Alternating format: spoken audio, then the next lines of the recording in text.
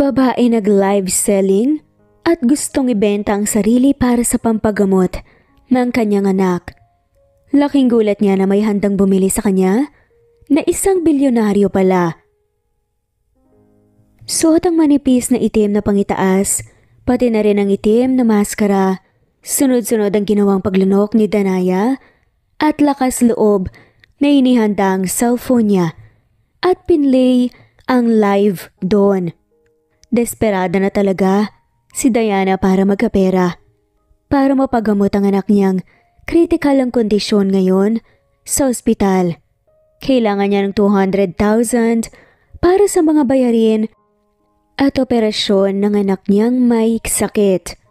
Matagal nang nalugi ang negosyo niya at niloko pa siya ng ama ng anak niya at tinangay ang pera nila.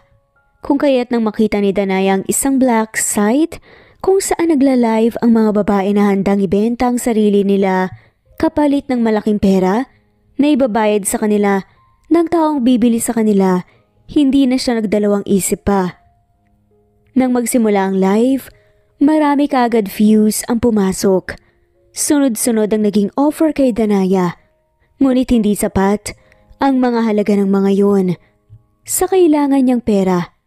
Dahil magandang babae at moreno si Danaya, ay may mga taga-ibang bansa rin ang interesadong bumili sa kanya. Ngunit agad siyang natigilan nang may mabasa siyang comment. "Mine, name your price." Kulat na sabi ni Danaya sa comment ng isang lalaki. "Seryoso ka ba, sir?" Tanong niya.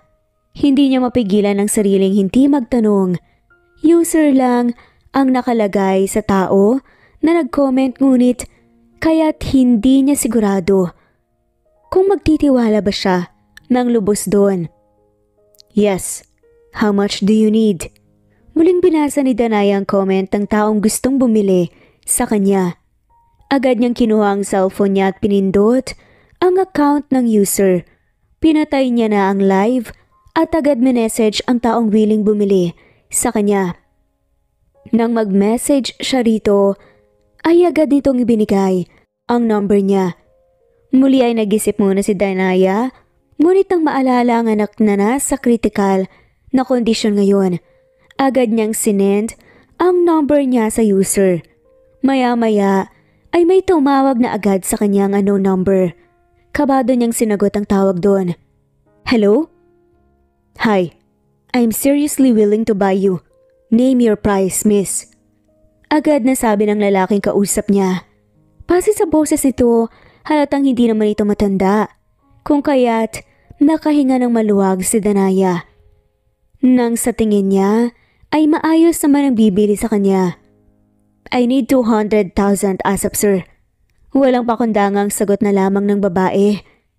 "If namamahalan ka po." Naputol ang sinasabi ng babae. "I'll make it 1 million pesos. Can you meet me right now?" Putol pa nito. Hindi agad siya nakapagsalita dahil sa gulat.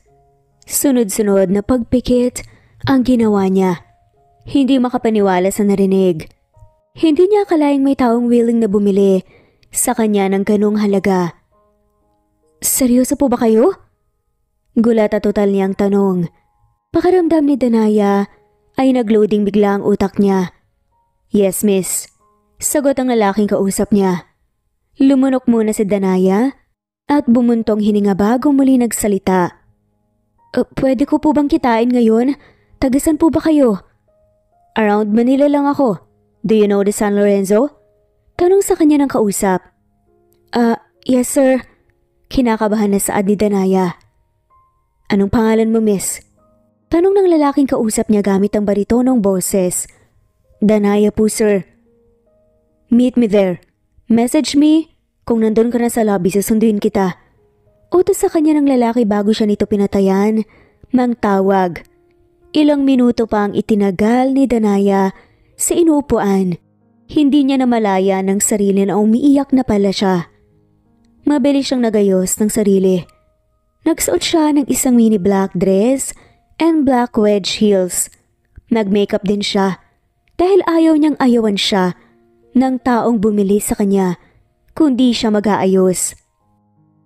Kalahating oras din ang biyahe bago siya nakarating sa location kung saan siya susunduin ng lalaking kausap niya. Mabilis siyang nag-text dito nang makarating siya sa lobby ng San Lorenzo condominium. Maya-maya pa ay may lalaking lumapit sa kanya. "Are you Miss Diana?" Tanong ng lalaki sa kanya. Matanda na yon at nakasuot yon ng black suit. Medyo kinabahan si Danaya dahil doon, pero sa huli, tumango na lamang siya bilang sagot sa lalaking nasa harapan niya. "Follow me, miss." Utos nito kay Danaya. Kung kaya tahimik siyang sumunod dito hanggang sa makarating sila sa elevator. Pinanood ni Danaya ang kilos ng lalaki na sumundo sa kanya.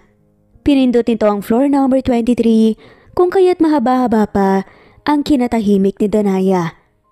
Nang bumukas ang pinto ng elevator, ay agad siyang pinauna ng lalaki na lumabas. Bago siya nito, sinenyasan na mauna na. Naging mabigat at marahan ang naging lakad ni Danaya.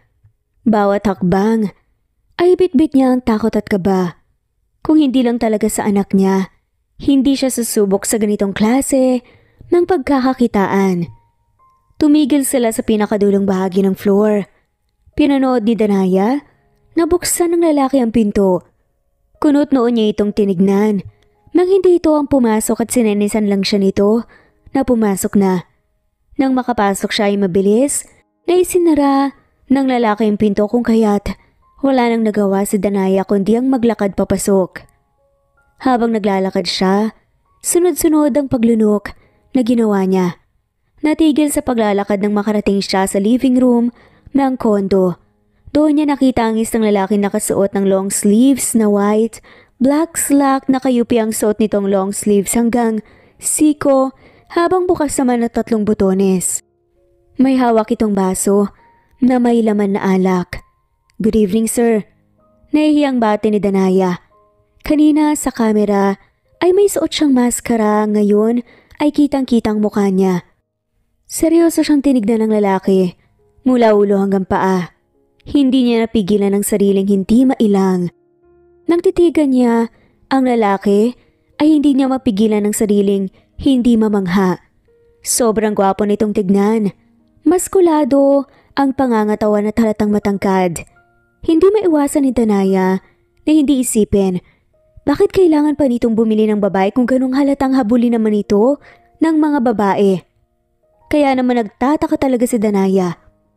"Have a seat, Miss Danaya, nang mapag-usapan na natin ang dapat pag-usapan." Yaya nito sa kanya kung kaya't mabilis siyang naupo sa harapan nito. "I am Marco Florencio Huelgas. That's my full name. Call me Marco."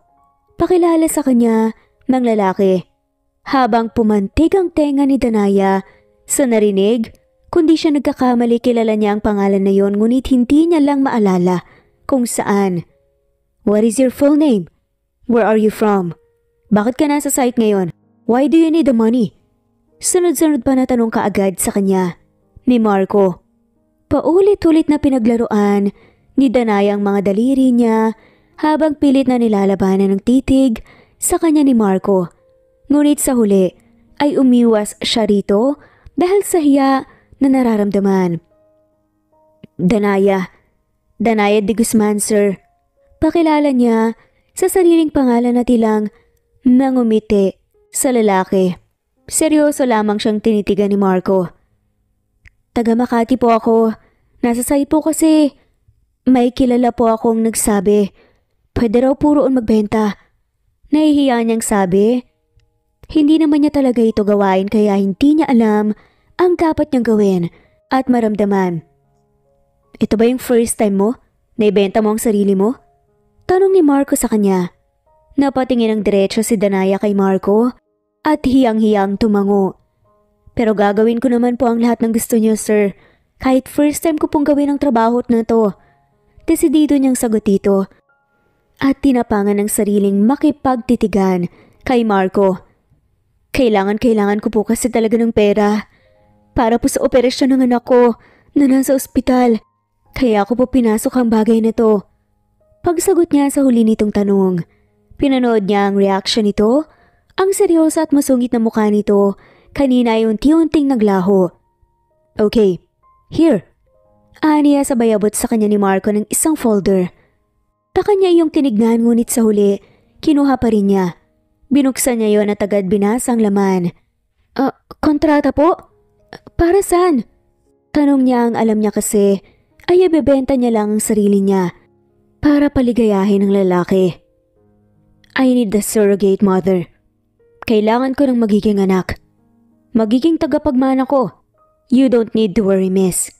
We are going to use artificial method. Hindi kailangan may mangyari sa atin para magkaanak tayo. Ipagbubuntis mo ang anak ko at pagkatapos mong manganak ay iiwan mo sa akin ng bata. Pagkatapos nun pwede na tayong bumalik sa kanya-kanyang buhay. Malamig ang emosyon na paliwanag sa kanya ni Marco. Hindi kaagad nakasagot si Danaya dahil sa gulat. Hindi niya akalaing ganito pala ang gagawin niya. 5 million pesos. Pagkatapos mong ipanganak ang anak ko, bibigyan pa ulit kita ng 5 million. So Mr. Guzman, do you agree to this agreement? Seryoso na tanong ni Marco sa kanya. Ibinaba nito ang baso na iniinom at pinakatitigan siya. Dadalhin mo lang ang anak ko at isisilang after that, pwede na kayong mamuhay ng inyo, ng anak mo, dalang pera. Mas nawindang si Danaya sa narinig. Hindi niya maisip na may gantong tao. Ibig sabihin, anak ko pa rin yung bata, di ba? You're going to use my egg? Tanong ni Danaya at tumango na lamang sa kanya si Marco. Wala akong asawa, girlfriend. Kaya naghahanap ako ng babaeng willing magdala ng anak ko. Paliwanag sa kanya ni Marco. Umawang ang bibig ni Danaya sa gulat. Seryoso ba? Hindi makapaniwala na tanong nito. Gulat na gulat talaga siya. Akala niya ibebenta niya lang ang dignidad niya. Pero hindi niya akalaing magiging ina pala siya rito. Gusto man tumanggi ni Danaya dahil hindi niya kayang mang-iwan o mag-abandona ng anak ngunit hindi niya magawa. Sa isipin na may anak siyang nag-aagaw buhay sa ospital sapagkat hindi pa ito nooperahan. It's your choice, miss. Kung ayaw mo makakalis ka na. Imik pa nga ni Marco sa kanya. Nilingon niya ito bago muling ibinalik ang paningin sa kontrata na nasa kamay niya. Sa huli ay malalim siyang bumuntong hininga at kinuha ang ballpen na nasa mesa at pinirmahan ang kontrata na hawak niya. 3 linggo na ang lumipas simula ng pumirma ng kontrata si Danaya. Naoperahan na rin ang anak niya at nagpapahinga na ito kasama ang kanyang ina sa kanilang probinsya. Habang siya naiwan sa Manila, sa poder ni Marco para gawin ang pinag-usapan nilang dalawa. Congratulations! You are 1 week pregnant, miss. Nakangiting sabi ng doktor sa kanya. Mabilis na nilingon ni Danaya si Marco na nakatingin lang at nakangiti ngayon. Pagkatapos ang operasyon ng anak ni Danaya, agad silang lumipad ni Marco pa ibang bansa para gawin ang procedure. Hindi niya akalain na agad-agad yun ay epekto at ngayon ay buntis na siya sa anak ni Marco. Thank you so much, Doc. Si Marco ang nagsalita. Hindi napansin ni Danaya na natahimik siya. Hindi niya alam kung anong nararamdaman niya. Lalo na't alam niyang hindi niya pwedeng angkinin ang batang nasa sinapupunan niya. Oo, anak niya ito pero may pinag-usapan silang dalawa. Hanggang sa makasakay silang dalawa ni Marco sa sasakyan, hindi nagsalita si Danaya. Tahimik lang siya buong biyahe habang nakatingin sa labas ng bintana. Kanina pa siya nakahawak sa tiyan niya. Hindi niya maiwasang hindi malungkot sa isipin na bibit-bitin niya ang batang to sa loob ng 9 na buwan sa kanyang tiyan pero hindi niya ito pwedeng angkinin bilang anak niya. Kahit siya talagang ina nito. Ngayon pa lang nakokonsensya na siya. Are you okay? Tanong ni Marco sa kanya kaya gulat siyang napaharap dito. Ha? Oo naman. Sagot niya rito at pilit ng umiti. Seryoso naman siyang tinignan ni Marco bago nito ibinalik ang tingin sa daan. Seryoso, anong problema mo? Tanong ulit sa kanya ni Marco. Halata sa boses nito na medyo naiinis ito kung kaya't medyo nataranta roon si Danaya. Namiss ko lang anak ko. Aligaga niyang pagdadahilan.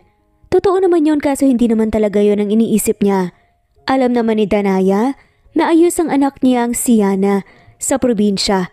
Hindi rin sila namumroblema ngayon sa pera dahil marami pang natira sa ibinayad na pera sa kanya ni Marco. Saan ang province niyo? Biglang tanong ni Marco sa kanya, kaya gulat siyang napatingin dito. Ang paningin naman ni Marco ay nanatiling nakatingin sa daan. Hindi man lang siya nililingon. Sa Lobo, Batangas. Bakit? Takang tanong ni Danaya. Okay, puntahan natin ang anak mo. Sabi pa ni Marco sa kanya. Hindi kaagad nakapag-react at salita si Danaya dahil sa sinabi nito. Gulat na gulat niya itong tinignan. Seryoso ka ba? Malayo yun, mapapagod ka lang. Halos pasigaw pa na sabi ni Danaya. Ayaw niyang makabala kaya hindi niya gusto ang balak ni Marco. Alam niyang busy na tao si Marco dahil sikat ang business sa pag-aari nito. It's fine, para hindi ka na rin mag-isip masyado. Sabi nito sa kanya, saka nito ngumiti. Wala namang nagawa si Danaya kundi ang sundin na lang ang gusto ni Marco. Alam din naman niya kasi hindi siya mananalo rito. Sa halos 2 linggo niya pa lamang nakakasama ito sa mansyon nito ay naging maayos naman ang pagsasama nilang dalawa. Hindi naman siya nito masyadong sinusungitan at kinakausap naman siya ni Marco. Dumaan muna si Marco sa isang sikat na fast food chain para may pasalubong sila madala sa probinsya. Halos 3 oras ang binyahe nila at gabi na nang makarating sila. Pagkarating nila sa apartment na inuupahan nila ay agad na sumalubong sa kanya ang mukha ng kanyang ina na puno ng pagtataka. Nalipat ang paningin nito kay Marco na nasa tabi niya. Ma, si Marco po pala. Pakilala niya sa mama niya nang walang magsalita sa kanila. Good evening, ma'am. Magalang at nakangiti namang bati ni Marco sa ina ni Danaya. Nakipagkamay pa siya rito. Magandang gabi rin, iho. Bati ng ina ni Danaya kaya kay Marco at siya kay nilipat ng ina ang tingin sa kanya. Kaano-ano mo anak? Tanong ng ina ni Danaya sa kanya. Sunod-sunod ng paglunok ang ginawa ni Danaya at hindi alam kung ano ba ang isasagot. Hindi niya alam sa sarili kung magsasabi ba siya ng totoo o magsisinungaling. Walang kaalam-alamang ina niya sa naging desisyon niya. I'm her friend po. Namiss daw po kasi ni Danaya ang anak niya, kaya nagpasama po siya. Si Marco na nga ang sumagot. Bahagyang napalingon si Danaya sa gulat. Ngunit tinunguan na lamang ito ni Marco at nginitian. Opo ma, kaibigan ko po siya. Gatong na lamang rin ng babae sa sagot ni Marco. Pinakatitigan siya ng ina at saka lamang ito tumango. Nakahinga ng maluwag si Danaya nang sa tingin niya ay naniwala naman ang kanyang ina. Salamat iyo kung ganon. Nag-aalala na rin ako dyan sa anak ko dahil walang kasama sa Manila. Nakangiting sabi ng ina ni Danaya habang ang paningin ay nagpapalipat-lipat sa kanilang dalawa. Kumain na ba kayong dalawa? Tanong nito sa kanila bago hinarap ang anak. Anak, dapat nag-message ka na. Pupunta kayo rito. Nakapaghanda sana ako. Biglaan po kasi ma. Dahilan naman ni Danaya. Totoo naman yun. Hindi rin naman inaasahan ni Danaya na uuwi siya ngayon. Don't worry ma'am. May pagkain po kaming binili. Singit ni Marco medyo hindi makapaniwala si Danaya sa nangyari ngayon. Hindi niya akalaing ganito kagalang si Marco sa mas matanda sa kanya. Ganun ba? Pasensya na. Nasaan ba ang pinamili nyo nang may handa ko? Tanong ng ina ni Danaya. Pinanood naman ni Danaya na kunin ni Marco ang 3 paper bag na nasa backseat ng sasakyan. Mabilis lumipat ang atensyon niya nang marinig niya ang boses ng anak. Mama! Magiliw na tawag ng anak niya sa kanya. Ngiting-ngiti niya itong hinarap. Marahan siyang yumuko at sinalubong ng yakap ang anak na si Yana. Sobrang higpit at puno ng pangungulila ang ginawang pagyakap ni Danaya sa sariling anak. Halos 2 linggo niya na ito hindi nakita. Huling nakita niya ang anak ay pagkatapos ito operahan. Kamusta ka anak? Ang tahi mo nalinis na ba? Nakain ka ba ng maayos? Sunod-sunod pa na tanong ni Danaya sa sariling anak. Panay ang paghaplos niya sa mukha nito.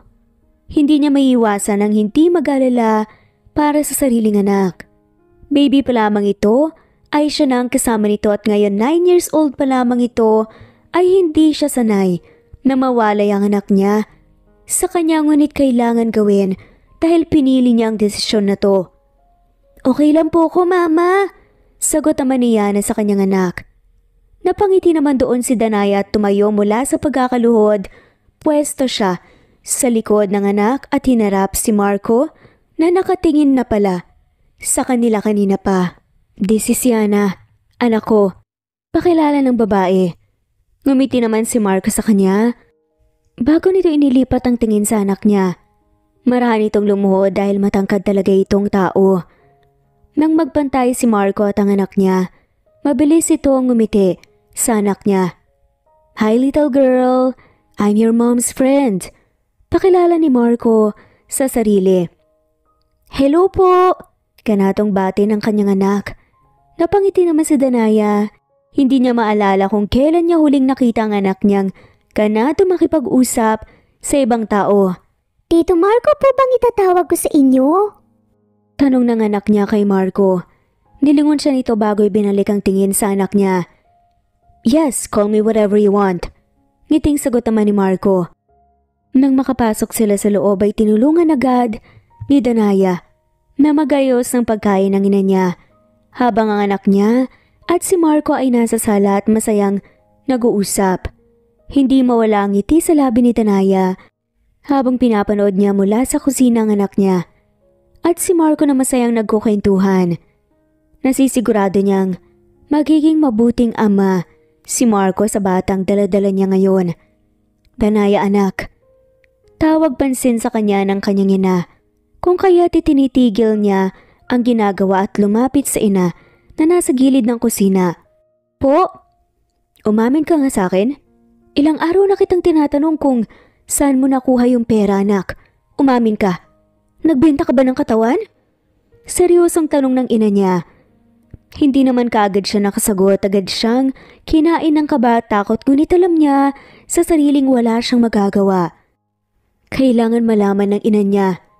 Sinilip niya muna sila Marco bago ibinalik ang tingin sa ina. Bumuntong hininga siya at mapait na ngumiti. Hindi po sa ganun pero si Marco pa ang tumulong sa akin. Sagot na nga lamang niya rito. Kitang-kita ni Danaya kung paano kumunat ang noo ng mama niya. Nung una ma, yun ang balak ko pero iba po palang kailangan ni Marco. Ibig mong sabihin, may gusto siya sa'yo anak? Tanong ng mama niya. Mabilis siyang umilig dito. Hindi nga niya maisip na gustuhin siya ni Marco lalo na't kanito siya. Halos patapon na babae. Yun ang nararamdaman niya. Hindi ma. Tutol niya na pagsabi sa ina. Marina pumikit sa Danaya at pinag-isipan nang maigi kung aaminin niya ba sa sarili ng ina ang pinag-usapan nila ni Marco pero sa huli nagpa siya nang aminin na ang lahat. Kailangan niyang anak. Kumbaga ma, surrogate mother po ang role ko. Pero ako po yung ina ng bata. Gumamit po kami ng artificial method para magkaroon ng bata sa sinapupunan ko. Anak lang po ang kailangan niya. Pag-amin niya ng totoo. Kitang-kita ni Danaya kung paano kinain ng gulat ang buong mukha ng mama niya. Hindi po ako magiging ina ng bata ma. Pagkatapos ko pong ipanganak ang bata, ay babalik na po kami sa kanya-kanyang buhay. Dagdag niyang paliwanag at malungkot na ngumiti. Akmang magsasalita pa ulit ang mama niya, pinigilan niya na ito. Alam ko po na nag-aalala ka sa akin ma, pero okay lang po. Desisyon ko po ito. Pilit ng ngiti nga niyang sabi rito at bumalik na sa ginagawa. Pagkatapos silang magkapunan, nagpasya na sila na wag na munang umuwi sa Manila. Lalo't gabi na rin at alam ni Danaya na pagod na rin si Marco kakamaneho. Nasa kwarto niya ngayon silang dalawa. Nakahiga sila, parehas sa kama ngunit nakatalikod si isa't isa. 12:00 na ng madaling araw pero Hindi pa rin siya makatulog. Alam niyang masama ang pagpupuyat sa kanya, lalo na buntis siya. Pero hindi talaga siya kinakain ng antok. Ang dami niyang isipin, ang daming gumugulo sa isipan niya na alam niyang hindi maganda para sa kanya. Marco, gising ka pa? Hindi niya mapigilan ang sariling hindi magsalita. Gusto man niyang manahimik na lang at hayaan ang sariling makatulog pero ramdam niya, gising pa rin ang katabi niya. Yes. Bakit ikaw? Hindi ka pa tulog? Masama sa'yong magpuyat. Sagot sa kanya ni Marco. Sorry, hindi talaga ako inaantok eh. May tanong lang sana ako. Dagdag pa niya. Ano yon? Tanong ni Marco sa kanya. Marahan siyang humarap dito. Ganon na lang ang gulat ni Danaya nang makitang nakaharap na pala si Marco sa gawin niya. Sa gulat ay napaatras siya at muntik pa siyang malaglag. Buti na lang talaga mabilis siyang nahawakan sa bewang ni Marco at nahapit kaagad palapit. Salamat. Nahihiya na lamang napasalamat ang babae. Marahan siyang nag-angat. Nang tingin kaagad, nagtagpo ang mata nilang dalawa. Titig na titig si Marco sa mukha niya. Ano yung tanong mo? Bakit pala hindi ka nalang maghanap ng girlfriend? Tsaka, ba't doon ka pa sa site na naghanap? Bakit kailangan mo kaagad na magkaanak? Pwede ka namang magkaanak sa babae na wala sa site, diba? Sunod-sunod na tanong nga ni Danaya. Agad namang narinig ang malakas ng ngisi ni Marco at ang mahina nitong tawa. Hindi mapigilan ni Danaya ang sarili na hindi mamangha na maski ang pagtawa ni Marco ay ang gwapong pakinggan. Doon lang din napansin ni Danaya na nakayakap pa rin sa kanyang binata. Ngunit hindi na lamang niya pinansin at hinayaan na lang niya ang braso nito sa bewang. Well, to answer your question, let's start sa paano ko nalaman yung site na yon. I asked my friend na baka may kilala siyang babae na willing to be my surrogate but ang sinabi niya yung site kung saan kita nakita. Maraming babae doon but wala akong makita na pasok sa standards ko. Until I saw your live. Naging interesado ako sa'yo because you were wearing mask. Pagkukwento nito sa kanya. Hindi na malaya ni Danaya na tahimik na pala siya nakikinig sa binata. Titig na titig siya dito habang pinakikinggan ng magandang boses nitong nagkukwento. Ako lang ang lalaki sa amin magkakapatid. Ang dalawang ate ko may asawa at pamilya na and ayaw nilang manahin ang business ng parents namin, that's why sa akin pinamana halos lahat. Then my father wants me to get married at magkaroon ng anak para raw may tagapagmana ako. Pero para sa akin, dating is not just my thing. Seryosong pagkukwento ni Marco. Naiiling pa nga ito.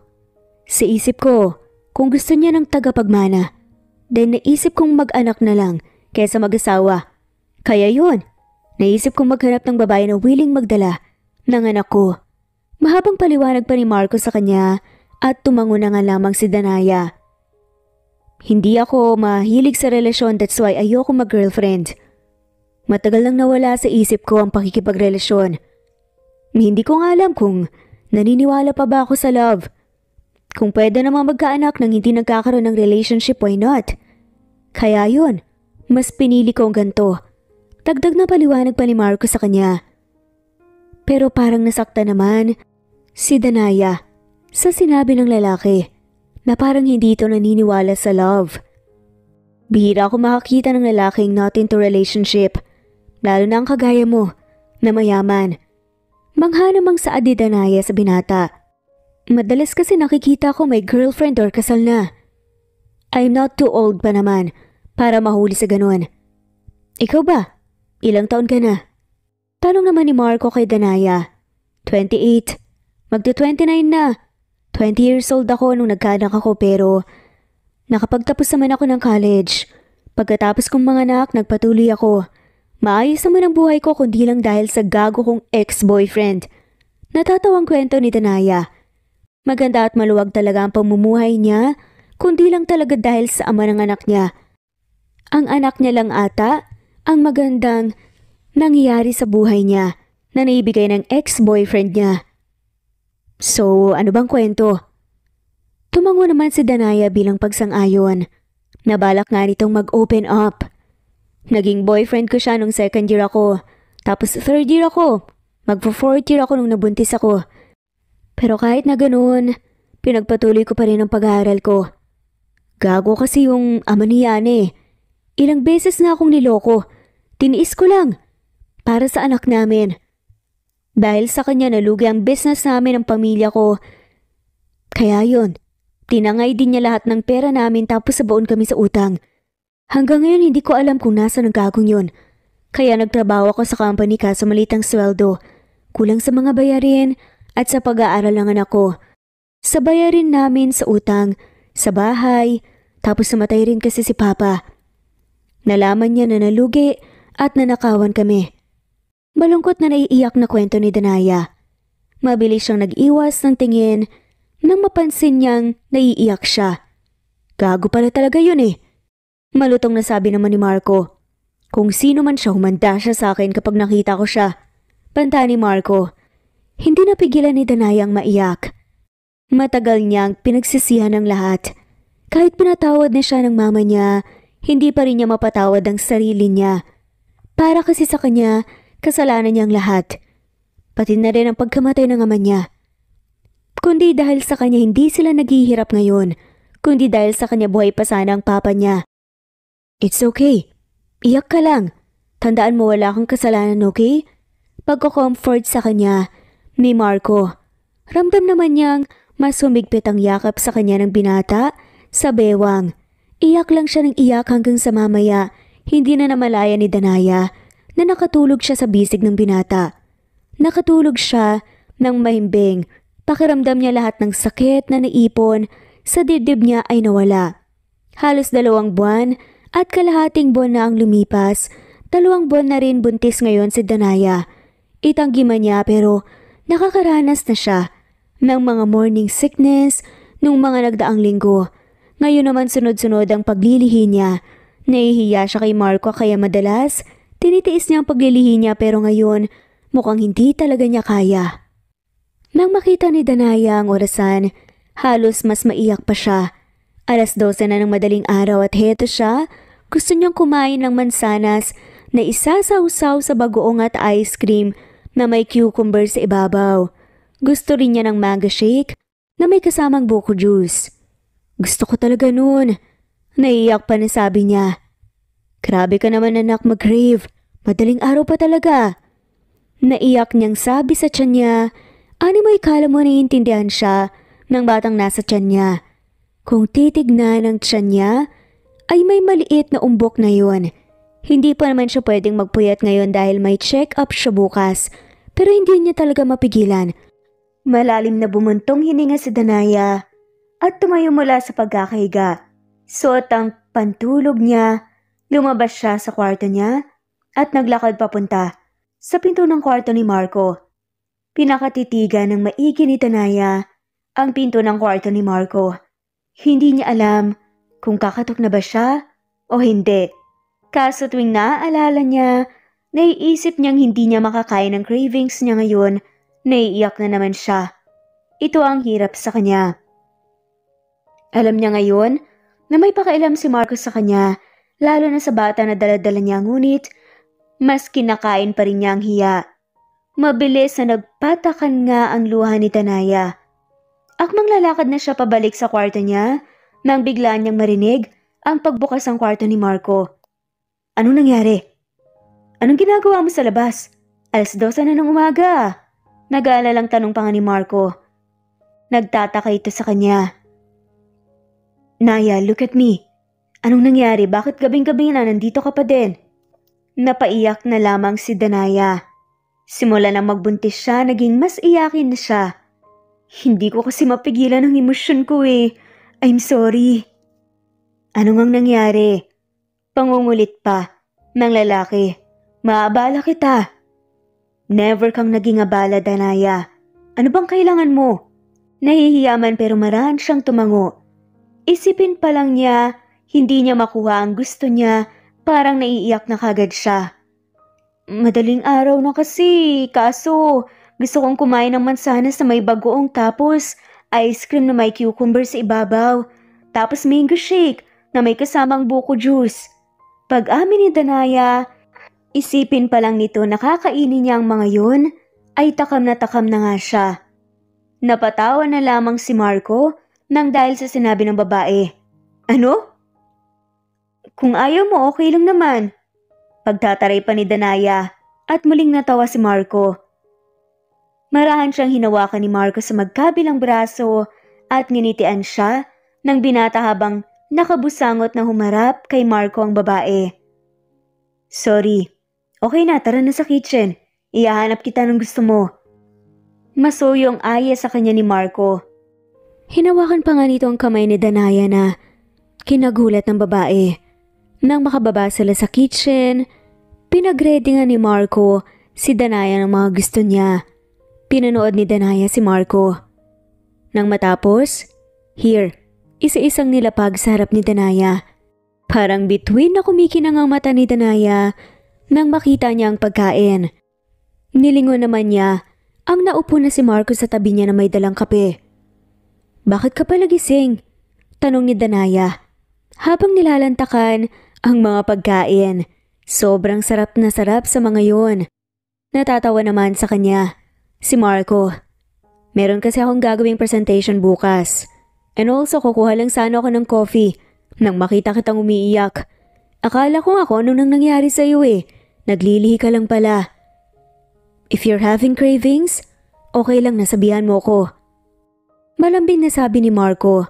Tumango naman ang babae. Tikman mo tong masarap. Ano?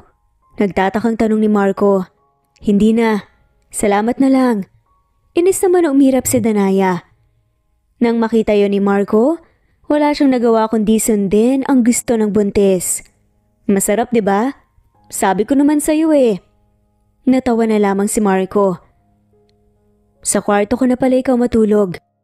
Natigilan si Danaya sa pagngunguya ng gulat na napatingin kay Marco. Ha? Nagkakaroon ka kasi palagi ng cravings. Tapos pinipigilan mo, kaya nagiging emosyonal ka. Kaya dapat masalagahan kita. Tila nahiya naman si Danaya, pero wala naman siyang magawa dahil gusto lamang ng lalaking alagaan ng magiging anak niya. Sige, saad na lamang ito at tinapos na ang kanyang kinakain. Pero pinamumulhan pa rin siya ng muka at sobrang bilis ng kabog ng dibdib niya. Ako nang maghuhugas. Nahihiya niyang sabi kay Marco at hinugasan nga nito ang plato. Pasensya na talaga ah. Naglilihi lang kasi talaga ako eh. It's fine. May gusto ka pa bang iba? Okay na ako. Salamat. Saad na lamang ni Danaya. Agad siyang nilapitan ni Marco at inalalayan bumaba. Mula sa pagkakaupo hanggang sa pag-akyat sa hagdan ay akay-akay siya nito. Hindi mapigilan ni Danaya na matuwa at mapangiti sa ginagawa sa kanya ni Marco. Dahil ni minsan nung nagbubuntis siya noon, hindi niya naranasan ang alagaan at pagsilbihan. Nang makapasok silang dalawa sa kwarto ni Marco ay agad siyang inalalayan pahiga. Matulog ka na, tatapusin ko lang ang ginagawa ko. Nagulat ang babae nang bigla siyang halikan ni Marco sa noo, sabay kinumutan. Tumagalid na lamang ng higa si Danaya at humarap sa gawin ni Marco. Pinanood niya itong magtrabaho sa laptop hanggang sa maya-maya hindi niya napansin na kinain na siya tuluyan ng antok. Kinabukasan tanghali na nang nagising si Danaya. Buti na lang talaga, sa hapon pa nakaset ang check-up niya kaya hindi niya kailangan magmadali. Pagkagising niya, laki gulat niya na ang lahat ng gamit niya na ilipat na agad sa kwarto ni Marco. Nakalock na rin ang dati niyang kwarto. Pagkatapos niyang magayos, agad siyang bumaba. Agad niyang nakita si Aling Marem, ang isa sa mga kasambahay ni Marco sa mansyon. Ngunit agad siyang nagulat nang makita niya si Marco na nakaupo sa living room at nagbabasa ng magazine. Ibinaba nito ang hawak na magazine nang mapansin siya nito. It's already 11 a.m. Sabi kaagad sa kanya. Alam ko, Pasensya na ha. Antok na antok kasi ako eh. Pagdadahilan niya rito, tumango na lamang sa kanya si Marco. Laking gulat niya nang hawakan nito ang pulsuhan niya at hilain siya nito papunta sa dining area. Naku iha, hindi yan nagalmusal hanggat hindi ka pa nagigising, hinaantay ka raw niya. Ganun ba? Pasensya na talaga. Manang kumain na lang din po kayo. Danaya anak, hinihintay ka talaga niyan. Sige na, kumain ka na. Natatouch naman si Danaya sa pagiging gentleman at maalaga ng lalaki sa kanya. Minsan nga nanilito ito kung ginagawa ba ito ni Marco dahil lang sa magkakaroon siya ng anak sa babae o dahil gusto talaga niyang alagaan din ito. Nang nasa klinik na nga sila, "Rinig nyo?" Nakangiti na tanong ng doktor sa kanila. Ang mata nila parehas ay nasa monitor. Yung heartbeat niya. Wow! Saad na lamang ni Marco at tuwang-tuwa nga siya nang marinig ang heartbeat ng bata. Gulat na napalingon si Danaya kay Marco ng sobrang lapit sa kanya nito ngayon. Nakahawak ito sa kamay niya habang ang mata titig na titig sa monitor ng ultrasound. Mabilis na masa ang mata ni Danaya nang marinig niya ang heartbeat ulit ng baby na nasa tiyan niya. Salamat. Biglang sabi sa kanya ni Marco. Kitang-kita nito ang saya sa mata ni Marco habang pinapanood at namamangha sa baby nila sa monitor. Mapait nang umiti si Danaya. Masakit sa kanyang isipin na balang araw, ang batang ito na may heartbeat na pinapakinggan nila ngayon ay iiwan niya. 5 buwan nang nagbubuntis si Danaya. Malaki na ang tiyan niya at halatang halata ang pagkabilog noon. Madalas nasa bahay na lang siya para hindi siya ma-stress sa mga bagay-bagay. Wala namang nagbago. Masaging maalaga at maingat sa kanya si Marco. Walang araw na hindi niyo pinaparamdam sa kanya na alagain siya. Hindi nito pinapahirapan ng babae.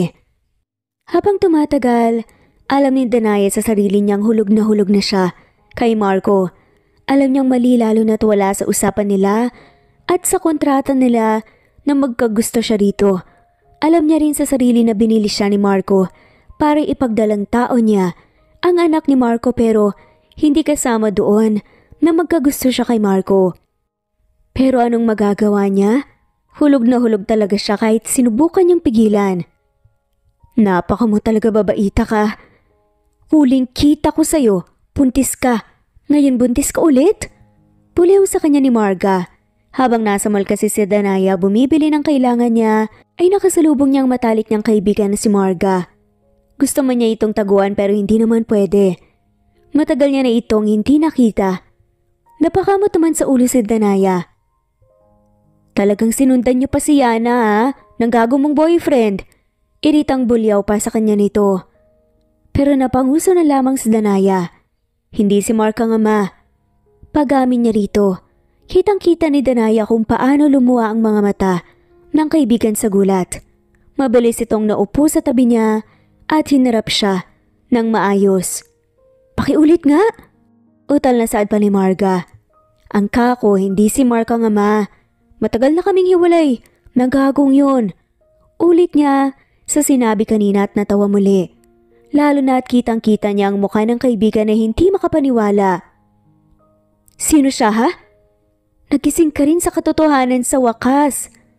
Tila masaya naman na saad ni Marga dahil hindi na pala ang ex-boyfriend nito ang nakabuntis sa kanya. Si Marco. Kilala mo ba yung may-ari ng San Lorenzo Condominium at 5-star hotel? Yung one of the biggest hotel sa Pilipinas. Siya ang ama ng anak ko. Nakangiting sagot naman ito na nagpaawang ng bibig ni Marga. Seryoso?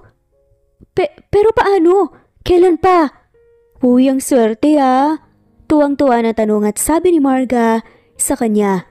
Mapait siyang napangiti rito nang maalala niya ang kontrata nila ni Marco. Magulo Marga. Natatawa niyang simula. Ayaw niyang maging emosyonal lalo na alam niyang pwedeng maramdaman yun ng bata sa tiyan niya. Hindi ko pwedeng angkinin ang batang ito. Mapait siyang umiti sa kaibigan. Kunot noo naman siya nitong tinignan. Yana kasi, nasa ospital siya dati. Kailangan ko ng pera para sa pang-opera niya. To make this story short, parang binili niya ako. Binayaran niya ako para magdala ng anak niya. Since wala siyang girlfriend or wife, ako na mismo ang mother nitong baby pero may kontrata kami na pinag-usapan. Pagpapatuloy pa nito, agad namang nakita ni Danaya ang gulat sa mukha ng kanyang kaibigan. Napatungo ang babae at sabi ni Danaya, "Naiintindihan ko naman kasi yun ang napag-usapan namin. At dun ako sumang-ayon. Pero ang problema, nahulog na ako eh. Mahal ko na si Marco. Akala ko hindi ko na kayang magmahal ulit, lalo na't nasaktan ako dati sa ex-boyfriend ko. Naging man-hater ako, kaya hindi ko inaakala na mahuhulog ako sa kanya." Napabuntong hininga si Danaya. Iba kasi si Marco, grabeng pag-aalaga niya sa akin. Naluluha pa nga na saad niya. Napasinghot-singhot na lamang siya. Niyakap na lamang siya ng kanyang kaibigan. Nasasaktan din ako dahil sa oras ng mga anak ko, hindi ko pwedeng makita ang bata at hindi ako pwedeng magpakaina sa kanya. Halos 5 minuto yata siyang umiiyak bago siya napatahan ng kaibigan. Nang tumahan na siya, agad siyang inabutan ng tubig ni Marga at inunom niya naman kaagad yun. Pero parehas silang natigilan nang may nag-doorbell sa apartment ng kaibigan niya. "Wala naman akong order ah." "Teka lang ah," takang tanong ni Marga. Nang buksan niya ang pinto, agad kumunot ang noo ni Danaya nang makita niya si Marco sa labas. Kunot ang noo nito at seryosong-seryoso. "Asan siya?" agad na tanong ni Marco sa kaibigan niya. Agad namang tumayo si Danaya mula sa pagkakaupo sa sofa at pumunta sa pintuan. "Marco? Paano mo nalaman na nandito ako?" "Umiyak ka?" tanong kaagad sa kanya ni Marco at nilagbasan lang nito ang kaibigan pagkatapos niya itong batiin ng saglit. Mabilis siya nitong nilapitan at sinapo ang kanyang magkabilang pisngi. Ang kanina kunot noo at seryosong mukha ni Marco agad na palitan ng pag-aalala. "Ha? Wala to," sad na lamang ni Danaya. "Ano bang nangyari?" Nag-aalalang tanong pa ni Marco.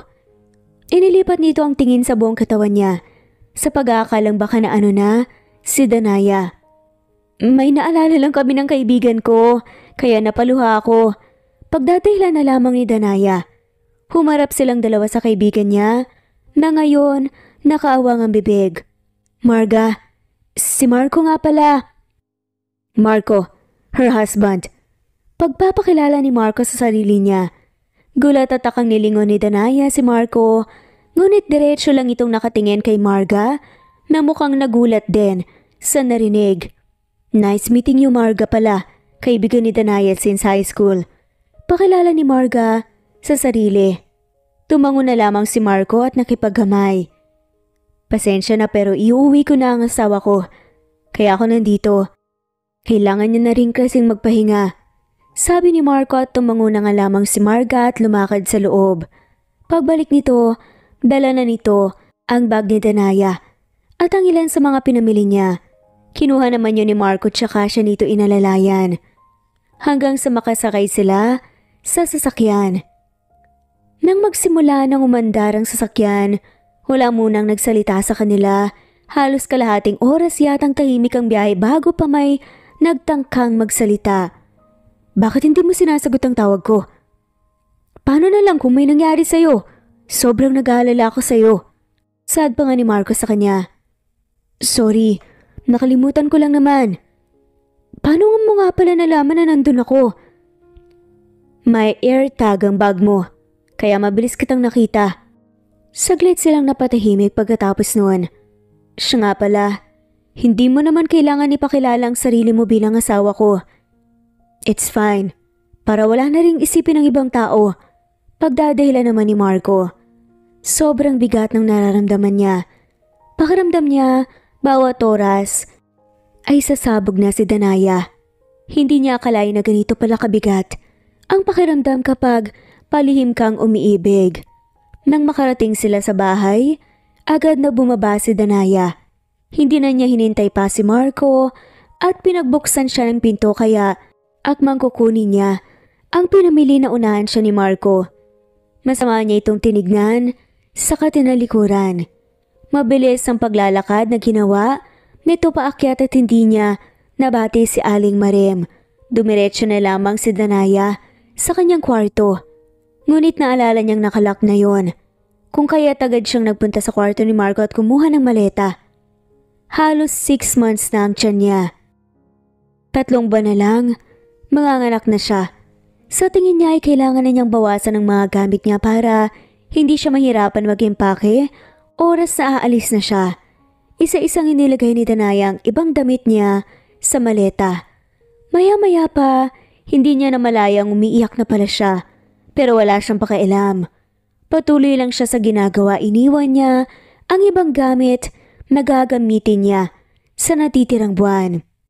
What the hell are you doing, Danaya? Galit ang boses ni Marco.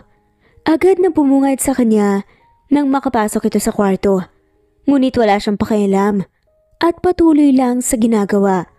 Natigil lang siya sa pag-aayos nang hablutin ni Marco ang maleta sa kanya at pabalang na ibinagsak yun sa sahig.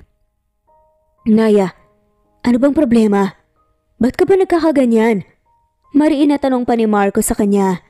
Ngunit ramdam pa rin nito ang pagtitimpi na sumigaw ng malakas. Umiiyak na hinarap ito ni Danaya. Mabilis siyang hinila ni Marco paupo sa kandungan nito at niyakap siya. Ngunit pilit siyang pumapalag habang humahagulgol sa pagiyak. Pitawan mo ko. Ayoko na. Pagod na ako. Ayoko na. Umiiyak niyang sigaw habang pilit na kumakawala sa yakap ni Marco. Pinagsusuntok na niya ang dibdib nito para lamang makawala, ngunit hindi pa rin siya nito pinakawalan. Patuloy siya sa pagsuntok hanggang sa maya-maya napagod na siya. Nakahiling siya sa dibdib ni Marco at tuloy pa rin ang paghikbi. Ramdam niya ang magaan na paghawak ni Marco sa bewang niya at braso. Calm down please. Pagpapakalma sa kanya ng lalaki. Ayoko na. Pasensya ka na pero hindi ko pala kaya. Marco, ayokong iwan ng bata. Hindi ko gusto na iwan kayo. Ayokong magkahiwalay tayo. Pagod na akong magpanggap na okay lang sa akin ng lahat. Kahit na ang totoo, nahihirapan ako. Umiiyak na sabi ni Danaya. Hirap na sa pag-amin dito. Marahan siyang umalis sa pagkakahilig kay Marco at hinarap ang binata. Alam kong may usapan tayo. Alam kong sinabi mo ng dahilan mo sa akin pero hindi ko kaya. Mahal na kita. At mahal na mahal ko ang batang nasa sinapupunan ko. Please, hayaan mo akong maging ina sa kanya. Umiiyak niyang pagmamakaawa. Marahan siyang tumungo at pinagpatuloy ang pag-iyak. Ramdam naman niya na lumipat ang isang kamay ni Marco sa likod niya at inalo siya. Hinayaan lang siya ni Marco na umiyak hanggang sa maya-maya pa kumalma na siya. Marahan na inangat ni Marco ang mukha niya at sinapuyon ng ayos. I'm sorry kung yan ang nararamdaman mo. I'm sorry kung napagod ka. I'm sorry honey. Punong-puno ng emosyon na paghingi pa ng paumanhin ni Marco sa kanya. Pasensya ka na kung di ko agad sinabi sa'yo. Wala na akong pakialam sa kontrata natin. Kasi Naya, I'm already in love with you. And I don't want my child to be born in this world without her mom. I love you so much, Naya. To the point na inisip kong pakasalan na kita para wala ng takas. At kukunin ko ang anak mong si Yana, magsasama tayo sa isang bubong bilang isang buong pamilya. Malambing at emosyonal na pag-amin ni Marco sa kanya. Ayoko na nasasaktan ka. Wala na akong pakialam sa usapan natin. Ipapanganak mo ang anak natin at ikaw ang magiging ina. At magiging ate na si Yana. I'm not into commitment but for you, I will take risk. Please. Mahal din kita, Naya. I love you. Emosyonal na dagdag ni Marco. Marahan na inilapat ni Marco ang labi nito sa labi ni Danaya at mariin siyang hinalikan. Agad naman yung ginantihan ni Danaya ng mga halik na puno ng pagmamahal. Sa oras na yun, buong puso nilang ibinigay ang pagmamahal sa isa't isa. Walang takot at pangamba sa kanilang puso at isipan. Walang buwan ang nagbubuntis ngayon si Danaya. Nasa bahay lang sila ngayon na mag-fiancé. Nang araw na umamin sila sa isa't isa, ay agad siyang niyaya ni Marco na magpakasal. Dahil magkakaanak na rin naman sila. Kaya ngayon engaged na sila sa isa't isa. Maganda ba? Tanong sa kanya ni Marco. Ang kwarto niya noon ay ngayon nursery room na. Dahil babae ang anak nila, kulay violet at pink ang napili nilang kulay para sa kwarto ng anak nila. Pinagawa rin nila ang magiging kwarto ng anak ni Danaya na si Yana. Sobra. Para sa yung malaking kama sa tabi ng crib? Ta kanyang tanong. Lumapit naman sa kanya si Marco. Para kay Yana. Para magkasama silang magkapatid. Nakangiti na sagot nito sa kanya. Napangiti naman si Danaya dahil doon. Tuwang-tuwa siya dahil may chance pa pala na magkatuluyan silang dalawa. Dagdag pa natanggap ni Marco ang anak niyang si Yana ng buong puso. Mga anak, sabay sila napalingon dalawa nang marinig nilang boses ni Aling Marem sa pinto. Nasa baba ang parents mo, Marco. Agad kinain ng kaba si Danaya, habang si Marco naman nakakunot ang noo. You want to meet them? Ipakikilala kita. Walang alinlangang tanong ni Marco sa kanya. Nahihiya man, ngunit huling tumango na lamang ang babae bilang pagsang-ayon. Sabay silang dalawang bumaba ng hagdan. Dahil malaki na ang tiyan, medyo nahihirapan na siyang bumaba sa hagdan. Nang makababa sila, agad na sumalubong sa kanila ang seryosong mukha ng isang babae, ang lalaking nasa 50s. Dad, Mom, what are you doing here? Tanong kaagad ni Marco sa mga magulang niya. Umupo sila sa harap ng mga to.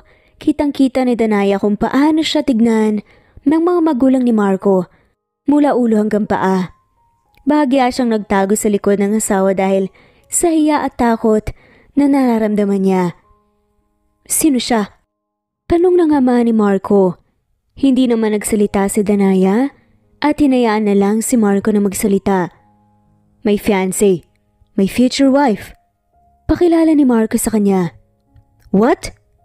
Gulat na sigaw na tanong ng ama ni Marco.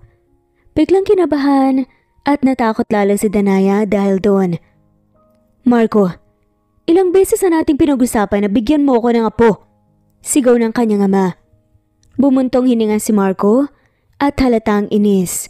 Dad, my fiancé is pregnant. Magkakaapo ka na. Marco, ilang beses na nating pinag-usapan na ikakasal ka sa bunsong babae na anak ng mga Reyes at doon mo ko bibigyan ng apo. Sigaw at galit na sabi pa ng ama ni Marco. Gulat namang napalingon si Danaya sa fiancé ngunit nginitian siya nito. I'll explain everything to you later. Sad na lamang nito. Dad, kung ipipilit niyo lang po sa akin ang pagpapakasal sa apo ng Reyes, makakaalis na po kayo. Hindi ako magpapakasal sa babaeng yon. I have my own family now and we are getting married soon. Seryosong sabi pa ni Marco at kitang-kita ni Danaya kung paano pagalit na tumayo ang ama ni Marco. Wala kang utang na loob. Mamili ka. Babawiin ko ang kumpanya na ibinigay ko sa iyo. Ihiwalayan mo ang babaeng yan at pakakasalan ng anak na babae ng mga Reyes. Maautoridad na tanong pa ng ama ni Marco. Takot at kabado na pinapanood ni Danaya ang mag-ama. Bahagya siyang nakakaramdam ng hilo at sakit ng tiyan dahil sa stress na nararamdaman. Tumayo si Marco sa pagkakaupo at kinuha ang kamay niya. Kahit nangihina ay pinilit ni Danaya na maitayo ang sarili. Then kunin niyo ang kumpanya niyo sa akin at hayaan niyo akong mamuhay sa gusto ko. I don't need your company. Dad, para mabuhay, let me live in peace with my beautiful future wife and my children. Pagkatapos sabihin yun, ay marahan nga siya nitong hinila paalis. At mga hakbang na sana sila sa hagdan nang tuluyan na hilo si Danaya. Nang lingunin niya ang binti niya ay gano'n na lang ang gulat niya nang makita ang binti niyang may dugo. "Naya!" Yun ang huling narinig ni Danaya bago siya tuluyang nawalan ng malay. Samantala puting kisame ang sumalubong kay Danaya nang magising siya. Dahan-dahan niyang minulat ang mata niya at agad na bumungad sa kanya ang nag-aalalang mukha ni Marco. "Honey, naririnig mo ba ako?" Bungad kaagad ng lalaki. Hindi naman nagawang magsalita kaagad ni Danaya. Nangangapa pa siya kung kaya't tinitignan niya lamang muna si Marco. Ramdam na ramdam ni Danaya ang higpit ng pagkakahawak ni Marco sa kamay niya. Muli siyang pumikit at saka nagmulat. "Anong nangyari?" Nangihina na tanong ni Danaya. Hindi niya gaanong maalala ang nangyari. Basta ang huli niyang naalala, nagsasagutan si Marco at ang mga magulang nito. "Nahimatay ka. Are you okay? May gusto kong kainin o inumin?" Nag-aalala pa na tanong sa kanya ni Marco at kunot noon siyang tumingin dito at tumiling. Ang pagtataka niya ay agad napalitan ng kaba nang tuluyan ng maalala ng buong nangyari. Mabilis siyang napahawak sa tiyan niya. Nang makapa niya ay wala namang nangyari, kaya siya nakahinga ng maluwag. "Our baby girl is okay," paninigurado ni Marco sa kanya. Tumango siya at marina pumikit. Ngayon naalala niya, nang malinaw ang lahat, bigla siyang kinabahan at nagalala. "Ang mga magulang mo?" Nag-aalala na tanong ni Danaya sa fiancé at pinakatitigan ng mukha nito. Nginitian siya nito at hinaplos ang pisngi niya. "Wag mo muna silang isipin. Bawal kang ma-stress." "Pero ayaw nila sa akin at ipakakasal ka pala dapat sa iba," nanulumang sabi ni Danaya. At mapait na ngumiti. "Ayokong magkaaway kayo dahil lang sa akin," dagdag pa niya. Bumuntong hininga naman si Marco at maliit na ngumiti. Muli nitong hinaplos ang pisngi ng babae bago siya nito pinatakan ng halik sa noo. "I don't care. Wala akong pakialam sa gusto nilang mangyari. Ang masusunod dito ay ako. Kasi hindi na ako bata." "Don't worry. Ikaw lang ang gusto kong pakasalan." Puno ng emosyon na sabi ni Marco sa kanya. At malaking ngumiti. "Dito ka lang. Tatawagin ko lang ang doktor mo," sabi nito bago umalis. Hindi naman napigilan ni Danaya ang hindi mapangiti dahil nasisigurado niya na kahit anong mangyari ay siya pa rin ang pipiliin ng fiancé niya. Kabuanan na ngayon ni Danaya. Pagkalabas niya sa ospital ay agad nga siyang inuwi ni Marco sa bahay nila. Hindi siya nito hinahaya na ma-stress sa kung ano-ano, lalo na't malapit na nga siyang manganak. Sa ilang linggo na lumipas ay walang balita si Danaya sa sitwasyon sa pagitan ni Marco at ng mga magulang nito. Ayaw man niyang isipin pero hindi niya mapigilan lalo na't ayaw nilang masirang namamagitan kay Marco at sa magulang nito. Marami rin siyang tanong lalo na sa nalaman niyang may pakakasala naman pala dapat si Marco. Hindi niya lubos maisip bakit mas pinili pa nito na magkaanak na lang sa iba. "Hey, anong naiisip mo?" Gulat na napalingon si Danaya. Sa likuran niya nang may yumakap sa kanya mula roon. Nandito kasi siya sa balcony ng kwarto nilang dalawa at pinunood ang buwan. Ipinatong ni Marco ang baba nito sa balikat niya. "Han, parang kinakabahan ako sa'yo. Nag-aalala ka ba? Anong iniisip mo? Care to share?"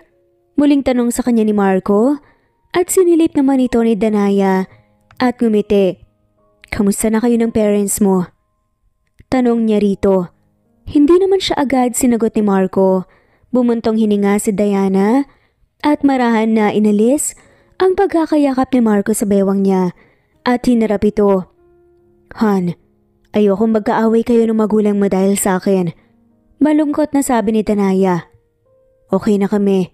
Hindi ko lang muna sila gaanong kinakausap dahil pinipilit pa rin nila akong magpakasal sa anak ng Reyes na yun. Kahit alam nilang engaged na ako sa'yo at magkakaanak na tayo.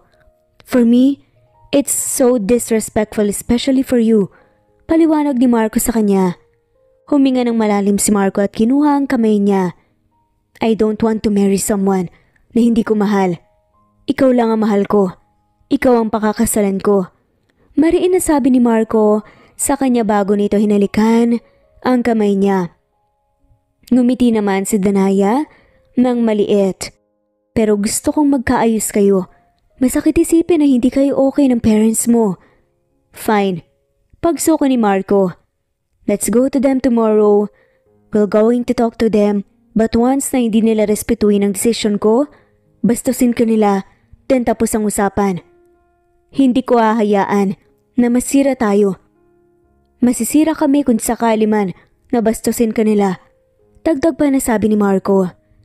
Kahit nag-aalala si Danaya sa posibleng mangyari, sumang-ayon na lamang siya sa gusto ng fiancé niya. May tanong pala ako. Singit niya sa usapan. Niyaya naman niya si Marco na maupo sa sofa na nasa balcony lang din. Nabanggit ng papa mo na dapat ikakasal ka na, diba? At gusto ko talaga nila ipakasal sa anak ng Reyes na yon. At doon ka nila gustong magkaroon ng anak. Bakit mas pinili mong maghanap ng ibang babae kaysa pakasalan ng babaeng yun? Curious pa na tanong ni Danaya. Well, ngumiti si Marco at kinuha muli ang kamay niya.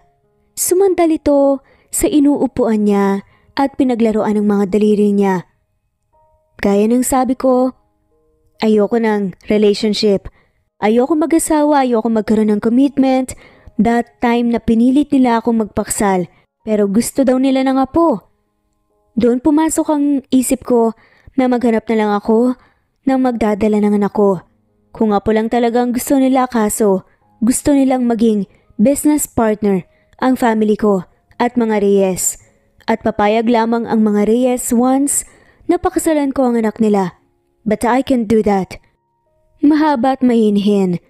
Napaliwanag ni Marco sa kanya. Kumunot ang noon ni Danaya sa huling narinig. Bakit hindi mo nagawa? Dahil ba hindi mo gusto yung babae? Tumango si Marco. Yes, but one of my reasons is I can't marry my cousin's girlfriend. Hindi ako traidor sa pinsan ko, kaya bakit ko pakakasalan ng girlfriend niya? Natatawang kwento pa ni Marco sa kanya. Umiling-iling habang hindi na napigilan ang sariling hindi matawa. Napatungangan na lamang si Danaya sa gulat. Surprise, right? Hindi alam ng parents ko dahil sikat na artista ang pinsan ko. Low-key lang sila kaya hindi gaanong napapansin. Dagdag na paliwanag pa ni Marco. Kayahan, maliban sa hindi ko gusto ang magpakasal, girlfriend siya ng pinsan ko. Ikaw ang mahal ko at magiging ina ng anak ko. Kaya ikaw ang pakakasalan ko kahit tumutol man sa atin ang buong mundo. Punong-puno ng pagmamahal na sabi ni Marco kay Danaya. Bago niya sinakop ang mukha nito at hinalikan ang labi ng fiancé. Mabilis namang napangiti si Danaya roon at gumanti ng halik. Kinabukasan agad silang bumiyahe papunta sa magulang ni Marco. Nang makarating sila sa mansyon ng pamilya ni Marco ay maliit na ngumiti sa kanya ang ina ni Marco. Nang makita siya nito, na siya namang kinagulat niya. Habang ang ama naman ni Marco, seryoso lamang siyang tinignan. Nakaupo ngayon si Danaya sa tabi ni Marco habang katapat nila ang mga magulang ni Marco. Narito rin ang mga ate ni Marco na magaan naman siyang tinanggap, ngunit nandoon pa rin ang kaba at takot sa kanyang puso. Nakapagdesisyon ka na ba, Marco? Seryosong tanong ng ama ni Marco. Tumango naman si Marco bilang sagot. Yes, Dad. My answer will always be the same. Buong puso na sagot ni Marco at ngumiti. Agad namang kinabahan lalo si Danaya nang mapansin niya ang pagkadismaya ng mukha ng ama ni Marco. If you're going to take the hotels to me then, no need. Putol na nga ni Marco sa anak at parehas nagulat si Danaya at Marco sa sinabi ng ama nito. If it is your decision, then I'll respect that. Ayoko maging unfair sa'yo. Nagkausap na rin kami ng mommy mo and I will allow your sister to marry their love of their life. That's why hahayaan na rin kita kung anong gusto mong gawin. You work harder for the company, you deserve it, anak. Kung ayaw mong pakasalan ang anak na babae ng mga Reyes, hindi na kita pipilitin pa. Dagdag na paliwanag pa ng ama ni Marco. Umawang naman ang labi ni Danaya sa gulat at nilingon ang fiancé. Malaki ang ngiti ni Marco sa mukha bago ito tumayo at yumakap sa mga magulang. Nakangiting pinanood naman ni Danaya ang magkakapamilya. Girl, napalingon naman si Danaya sa kapatid na panganay ni Marco na si Denise. Gulat na gulat siya nitong nilapitan. Nanlaki ang mata nito na nakatingin sa binti niya, kaya nilingon niya ito. Bunso, manganganak ng asawa mo! Sigaw na sabi ng pangalawang kapatid ni Marco na si Ana. Mabilis na bumalik naman si Marco kay Danaya at gulat na makita na pumutok na pala ang panubigan ng asawa. Kalmadong tumayo si Danaya at doon niya lang naramdaman ang paghilab ng tiyan niya. Masakit na ang pakiramdam noon at pakiramdam niya bawat oras may gusto nang lumabas sa katawan niya. Marco, manganganak na talaga ako! Naghihinagpis pa na sigaw ni Danaya. Kaya naman, iniindang sakit ng tiyan niya. Mabilis siyang binuhat ni Marco papunta ng sasakyan at agad siya nitong sinakay sa backseat at sinamahan naman siya ng kapatid ni Marco sa likod. Hold on, honey. Sigaw pa ni Marco at halata ang pagpapanik. Mariin namang napapikit at napasigaw si Danaya sa sakit. Ang sakit! Naiiyak na sigaw pa niya. Malapit na tayo, please. Konti na lang. Pakiusap pa ni Marco at mas binilisan ang pagmamaneho. Papunta sa ospital. Puting kisame agad ang bumungad kay Danaya. Nang magdilat siya ng mata, agad niyang nakita ang fiancé niyang si Marco. Nakangiti itong nakatingin sa isang crib ng baby na nasa tabi niya. Marco. Nangihina, natawag nito sa fiancé. Mabilis namang napalingon si Marco sa kanya at dinaluhan siya. Finally, you're awake. Ganado na sa lubong ni Marco sa kanya. Ang huling naalala ni Danaya ay pagkatapos niyang manganak ay narinig niya ang iyak ng anak niya bago siya tuluyang nawala ng malay. Pwede ba siyang mahawakan? Naiiyak na tanong ni Danaya. Agad namang tumungo si Marco at marahan na kinuha ang anak nilang dalawa. Nang makalapit si Marco, marahan itong inabot sa kanya. Agad na naluha si Danaya nang makita niya ang muka ng anak niyang babae. Napakaganda. Manghang-mangha na sabi niya. Hindi niya lalo mapigilan ang sariling hindi maiyak, lalo nang makita niya ang pagngiti ng anak niya. She's beautiful just like you. Malambing na sabi pa ni Marco sa kanya at naupo sa tabi niya. Papunta na si Mama Lourdes kasama si Yana. Pinasundo ko sila para makita na rin ni Yana ang kapatid niya. Sabi ni Marco sa kanya. Lumapit si Marco sa kanya at tinalikan ang tutop ng ulo niya. Hindi niya naman ito magawang lumingon na hindi niya maalis ang paningin sa anak nila. Honey, agaw pansin sa kanya ni Marco at ibinalik ang anak nilang dalawa sa nursery room. Kaalis lang din nila yan sa ospital. Pandalawang araw na ngayon ni Danaya sa ospital at kailangan pa nilang magstay ng 2 araw pa. Bakit? Tanong niya sa fiancé at natigil sa ginagawa. Thank you and I love you so much. Emosyonal na sabi ni Marco sa kanya at naupo sa gilid ng kama. Kinuha ni Marco ang kamay niya at tinaplos nito ang engagement ring na suot niya. Thank you for accepting my offer before. Thank you for choosing me. Thank you sa inyo ni Yana. Thank you kasi ikaw ang naging ina ng anak natin. I love you so much. You are the one and the reason kung bakit ginusto kong magkaroon ng pamilya at asawa. You changed my perspective na hindi worth it magkaroon ng relasyon. I love you, honey. Malaking umiti naman si Danaya at hinalikan ang labi ng fiancé niya. Thank you rin for accepting me even if I'm not perfect. I love you too. Salamat kasi pinili mo akong maging kapiling mo sa buhay. Kahit na nung una pinili mo lang ako sa live selling at minayin mo lang ako. Mariin na hinawakan ni Marco ang kamay ni Danaya. Let's get married. Kapag okay ka na, pakasalan mo na ako. I want you to be my wife. You're not the only one na magdadala ng surname ko, kundi pati si Yana. Gusto ko makuha ni Yana ang apelyido ko. Napawang ang bibig ni Danaya sa gulat, ngunit sa huli, tumango rin siya habang lumuluha. Agad na masang mata niya dahil sa tuwa. Papakasal ako sa'yo. I love you. Magpakasal na tayo kaagad. Masigla pa nga niyaya ni Marco sa kanya. I will marry you. I love you so much, Marco. Emosyonal na sabi naman ni Danaya. Marami man ang pagsubok at problema, ngunit sa huli, sila pa rin ang pinagtagpo ng tadhana. At sa pinakahuli si Danaya at Marco pa rin ang kinasal sa isa't isa kasama ang dalawa nilang magagandang anak. Namuhay sila ng payapa at masaya. At dito na nga po nagtatapos ang kwentong pagmamahalan ni Danaya at Marco. Maraming salamat po sa lahat ng mawalang sawang sumusubaybay. Bilang pasasalamat sa inyo, i-comment lamang po ang inyong pangalan at kung saan po kayo nanonood para ma-shoutout namin kayo. Muli, ito ang Cat Amazing Stories at shoutout po sa mga sumusunod.